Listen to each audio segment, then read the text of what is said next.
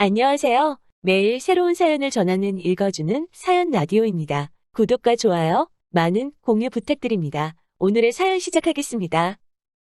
안녕하세요. 남편과 이혼 소송 중인 30대 여성입니다. 사실 지금 이 사연을 쓰기 위해 어쩔 수 없이 남편과의 지난 기억을 곱씹어 봤거든요. 그런데 정말 치가 떨린다는 말이 이런 건가 싶네요. 한때는 저보다 남편을 잘 아는 사람은 없을 거라고 생각했거든요.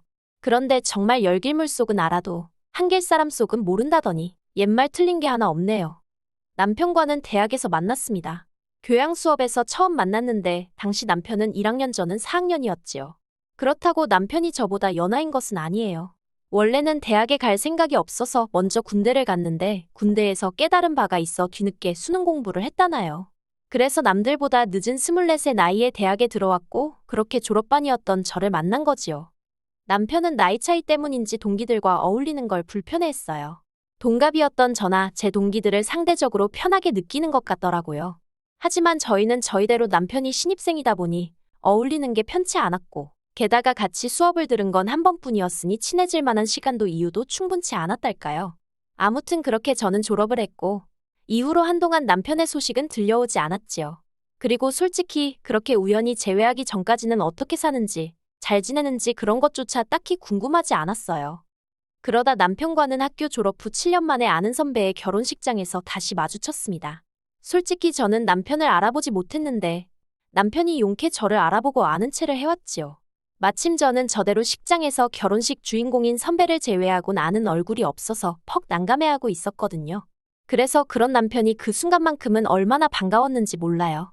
저희는 자연스레 그간의 소식을 주고받았고 서로의 연락처도 교환했네요. 결혼식장에서 나와 헤어지면서 인사치레로 다음에 밥이나 한번 먹자고 했거든요. 그런데 그 말을 핑계로 남편이 하루가 멀다 하고 언제 볼 수 있냐며 연락을 해오기 시작하대요.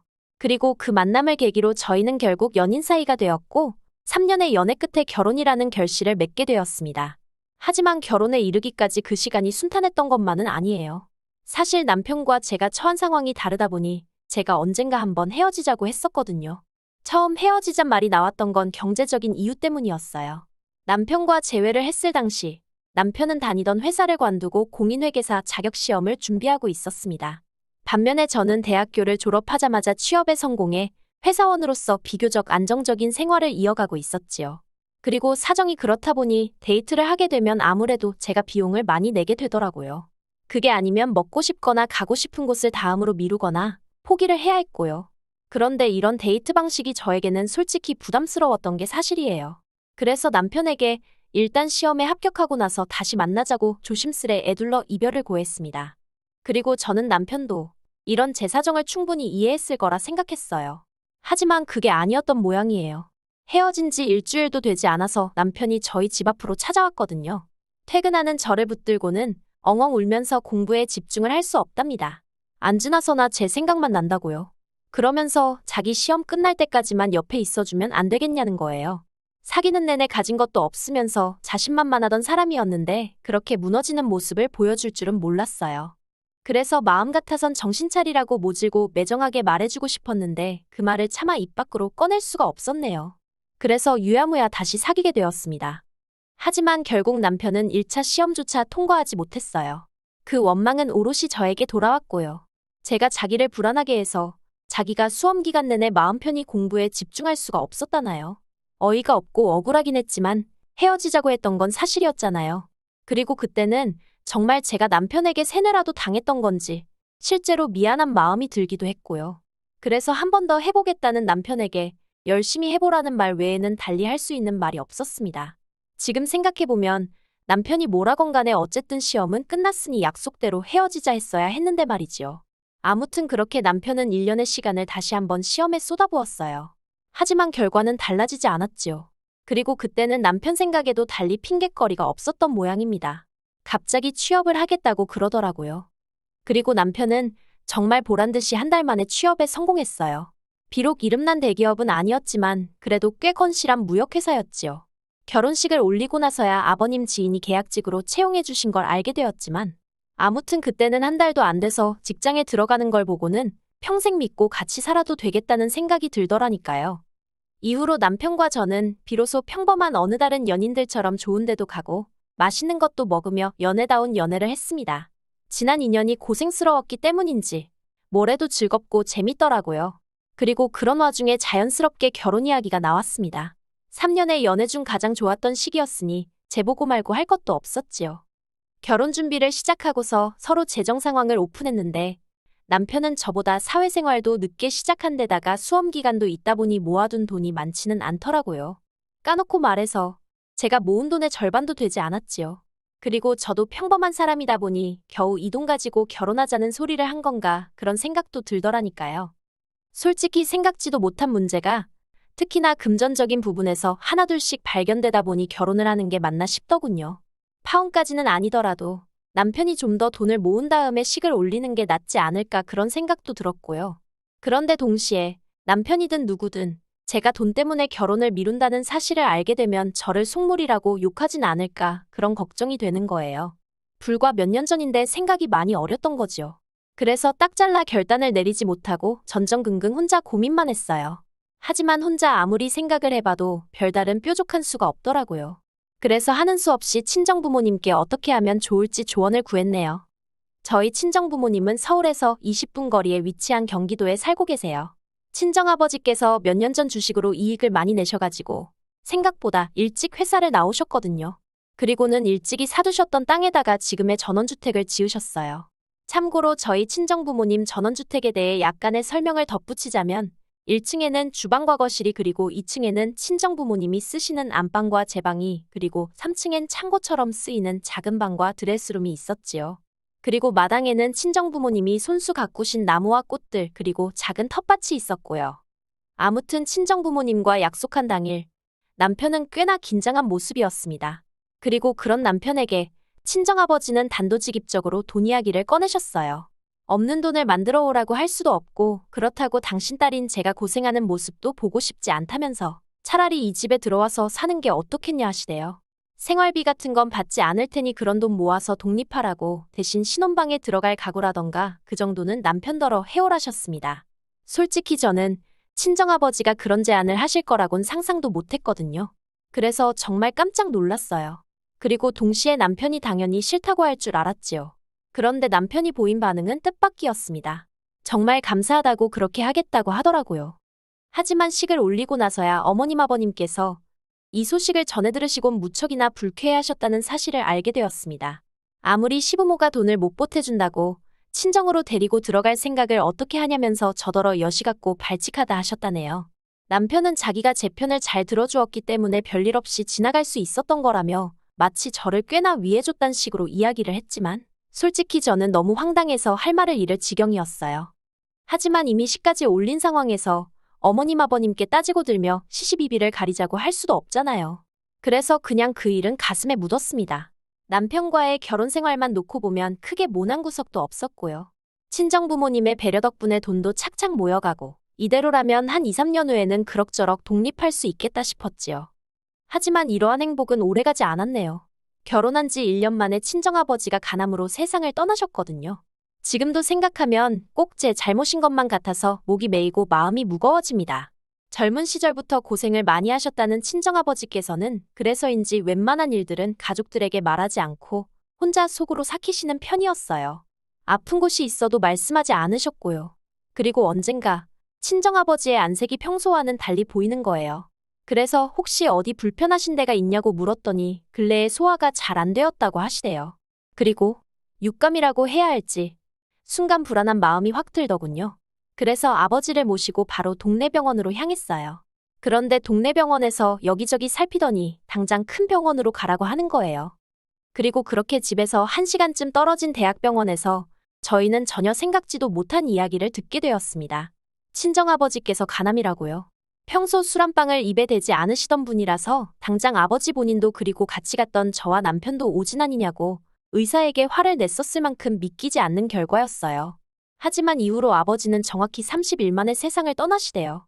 친정아버지의 죽음 이후로 친정어머니는 눈에 띄게 수척해지셨습니다. 식사도 거의 하지 않으셨고 밤에는 잠도 제대로 이루지 못하시는 눈치였어요. 그리고 솔직히 저도 친정아버지가 떠나서 너무 슬프고 힘들었거든요. 그런데 저까지 무너지면 친정어머니는 누가 챙겨드리나 그게 걱정이 되더군요. 그래서 슬픈 내색도 제대로 못하고 친정어머니 마음만 달래드리는데 집중했어요.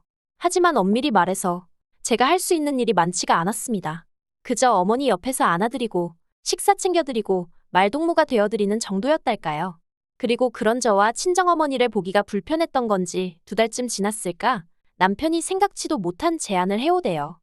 남편은 친정어머니께 당분간 안방을 비워두시고 작은 방에서 생활을 해보시는 게 어떻냐고 물었습니다. 친정아버지가 생전에 지내시던 공간이다 보니 친정어머니가 더 힘들어하시는 것 같다면서 일부러 거리를 좀 둬보면 도움이 될 것 같다나요. 그리고 그때는 저도 친정어머니도 의지할 곳이 필요했던 탓인지 남편의 그런 말이 꽤나 그럴듯하다고 생각했어요. 그래서 남편 말대로 친정어머니가 안방에서 나와 작은 방으로 옮기셨습니다. 아버지와 지내시던 안방은 아버지 생각이 많이 나시거나 그럴 때 한 번씩 들여다보는 공간으로 두기로 했고요. 그런데 그렇게 친정어머니를 작은 방으로 모시고 며칠 되지 않았던 때였어요. 남편하고 같이 방에서 TV를 보고 있었는데 뜬금없이 시부모님 이야기를 꺼내더라고요. 2분 사시는 전셋집 계약이 끝나가는데 계약금을 올려달라고 했다는 거였지요. 그래서 그러면 앞으로 어떻게 하냐고 대출이라도 받으셔야 하냐고 물었습니다. 무슨 뜻이 달리 있던 게 아니라 그냥 궁금해서 물어본 거였네요. 그런데 남편은 어머님 아버님이 지금 대출을 받으신다고 하면 앞으로 그걸 어떻게 갚냐면서 저더러 갑갑한 소리를 한다는 식으로 짜증을 내는 게 아니겠어요. 그때는 저도 짜증이 나서 그러면 집을 줄이셔야지 별 수 있냐고 쏘아붙였습니다. 솔직히 갑자기 시부모님 이야기에 전세금 어쩌고 하니까 기분도 언짢고 어이가 없더라고요. 그리고 그때 남편이 그래서 자기가 생각을 해봤는데 어머님 아버님을 이 집으로 오시게 하면 좋겠답니다. 황당해서 제가 그게 무슨 소리냐 했어요. 솔직히 저는 속으로 끼케야 전세금이나 좀 보태달라고 하려고 저렇게 밑밥을 까는 건가 생각하고 있었거든요. 그런데 합가라니 그것도 저희 집도 아니고 저희 친정부모님 집인데 제가 말이 되는 소리를 하라고 화를 냈어요. 그런데 뻔뻔하게도 남편은 집도 크고 방도 비어있는데 안 될 건 뭐냐입니다. 언제까지 안방을 비워둘 수도 없는 노르산이냐면서 자기가 보니까 저희 친정어머니가 작은 방에서 생활하는 것도 불편해하지 않으시는 것 같다나요. 그러면서 이참에 안방은 시부모님께 내어드리자는 거예요. 그 말을 듣고 솔직히 저도 모르게 순간 손이 먼저 나갔어요. 남편 뺨을 때리면서 정신 차리라고 소리를 질렀지요. 당장 내일이라도 다시 친정어머니 안방으로 가시라고 할 거니까 그런 말도 안 되는 망상은 진작에 때려치라고 아주 고래고래 소리를 질렀습니다.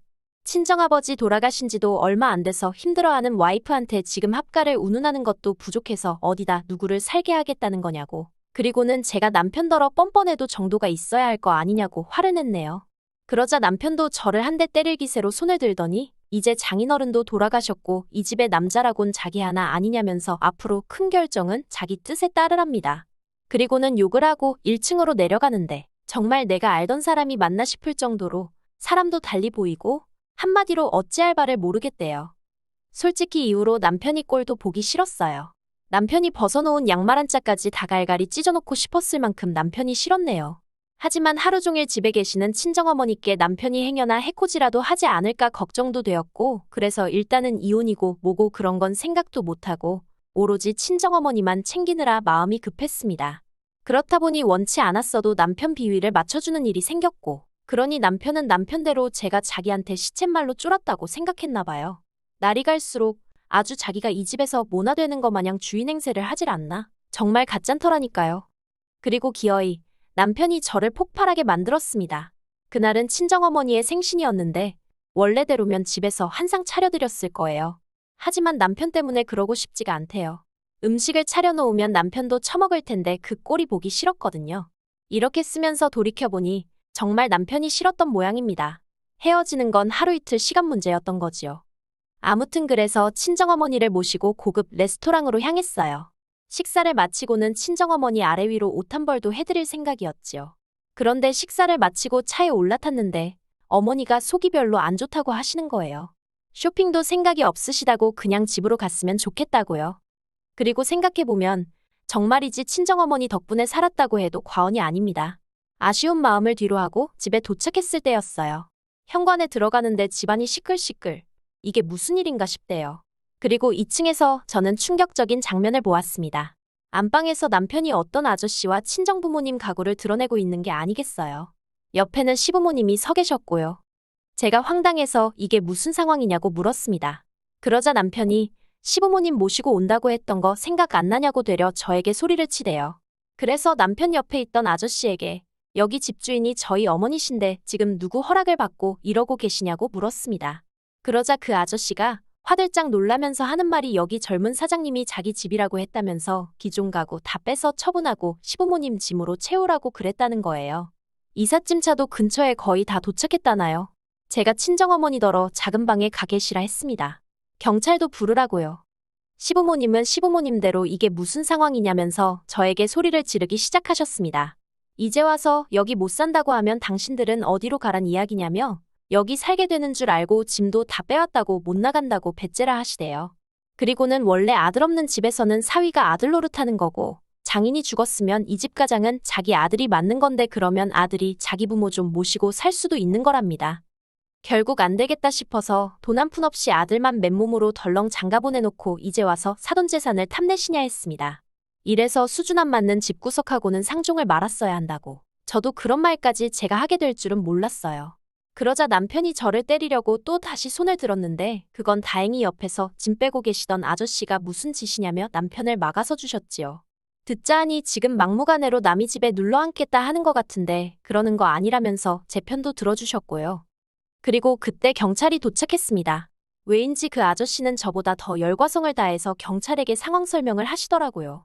나중에서야 제가 자기를 고소하기라도 할까봐 걱정이 되기도 했고 당신도 시집 보낸 딸이 있어서 그랬다는데 아무튼 감사한 일이었지요. 경찰의 개입으로 상황은 일단락이 되었습니다.